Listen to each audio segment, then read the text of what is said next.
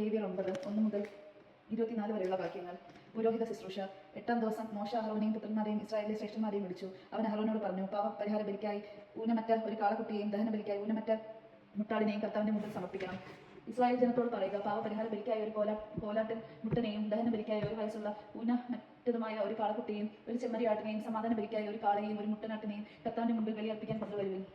എണ്ണ ചേർത്ത ഒരു ധ്യാന ബലിയും അർപ്പിക്കുവിൻ. എന്തെന്നാൽ കർത്താവ് ഇന്ന് നിങ്ങൾക്ക് പ്രത്യക്ഷപ്പെടും. മോശ ആവശ്യപ്പെട്ടതെല്ലാം അവർ സമാപന കൂടാരത്തിന്റെ വാതിൽക്കൽ കൊണ്ടുവന്ന് സമൂഹം മുഴുവൻ അടുത്തു വന്ന് കർത്താവിന്റെ സന്നിധിയിൽ നിലകൊണ്ടു. അപ്പോൾ മോശ പറഞ്ഞു, നിങ്ങൾ ചെയ്യണമെന്ന് കർത്താവ് കൽപ്പിച്ച കാര്യം ഇതാണ്. കർത്താവിന്റെ മഹത്വം നിങ്ങൾക്ക് പ്രത്യക്ഷപ്പെടും. മോശ അഹ്റോനോട് പറഞ്ഞു, ബലിപീഠത്തിലേക്ക് വന്ന് നിന്റെ പാവപരിഹാര ബലിയും ദഹന ബലിയും അർപ്പിക്കുക.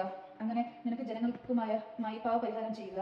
ജനങ്ങളുടെ കാഴ്ചകൾ സമർപ്പിച്ച് അവർക്ക് വേണ്ടി പാവപരിഹാരം ചെയ്യുക. ഇങ്ങനെയാണ് കർത്താവ് കൽപ്പിച്ചിരിക്കുന്നത്. അഹ്റോൻ ബലിപീഠത്തെ സമീപിച്ച് തന്റെ പാവപരിഹാരത്തിലേക്കുള്ള കാളക്കുട്ടിയെ കൊന്നു. അഹ്റോന്റെ പുത്രന്മാർ അതിന്റെ രക്തം അവന്റെ മുൻപിൽ കൊണ്ടുവന്നു.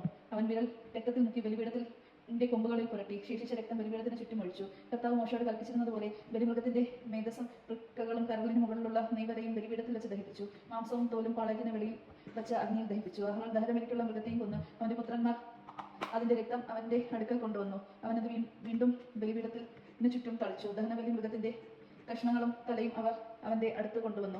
അവനത് ബലിപീഠത്തിൽ വെച്ച് ദഹിപ്പിച്ചു. അതിന്റെ ആന്തരിക അവയവങ്ങളും കാലുകളും കഴുകി അതിനോടൊപ്പം ബലിപീഠത്തിൽ വെച്ച് ദഹിപ്പിച്ചു. അതിനുശേഷം അവൻ ജനങ്ങളുടെ കാഴ്ച സമർപ്പിച്ചു. പാവപരിഹാര ബലിയായി അവർക്ക് വേണ്ടി ഒരു കോലാടിനെ കൊണ്ടുവന്ന് കൊന്നു. അതിനെ ആദ്യത്തേതെന്ന പോലെ അർപ്പിച്ചു. അനന്തരം ദഹനബലി വസ്തു കൊണ്ടുവന്ന് വിധിപ്രകാരം സമർപ്പിച്ചു. പ്രഭാതത്തിൽ ദഹനബലിക്ക് പുറമെ ധ്യാനബലിയും സമർപ്പിച്ചു. അതിൽ നിന്ന് ഒരു കൈനിറയെടുത്ത് ബലിപീഠത്തിൽ വെച്ച് ദഹിപ്പിച്ചു. അഹ്റോൻ ജനങ്ങൾക്ക് വേണ്ടി സമാധാന ബലിയായി കാളയെയും മുട്ടാടിനെയും കൊന്നു. പുത്രന്മാർ അതിന്റെ രക്തം അവന്റെ അടുക്കൽ കൊണ്ടുവന്നു. അവനത് ബലിപീഠത്തിന് ചുറ്റും തളിച്ചു. അവർ കാളയുടെയും മുട്ടാടിന്റെയും കൊഴുത്ത വാലും ആന്തരികാവയവങ്ങളെ പൊതിനുള്ള മേധസ്സും വൃക്കകളും കരളിന്മേലുള്ള നെയ്വലയും എടുത്തു. അവർ മേധസ് മൃഗങ്ങളുടെ നെഞ്ചിനു മീതെ വെച്ചു. അവൻ മേധസ് ബലിപീഠത്തിൽ വെച്ച് ദഹിപ്പിച്ചു. മോശ കൽപ്പിച്ചതുപോലെ നെഞ്ചും വലത്തെ കുറുക്കും അഹ്റോൻ കർത്താവിന്റെ സന്നിധിയിൽ നീരാജനം ചെയ്തു. അതിനുശേഷം അഹ്റോൻ ജനത്തിന് നേരെ കൈകൾ ഉയർത്തി അവരെ അനുഗ്രഹിച്ചു.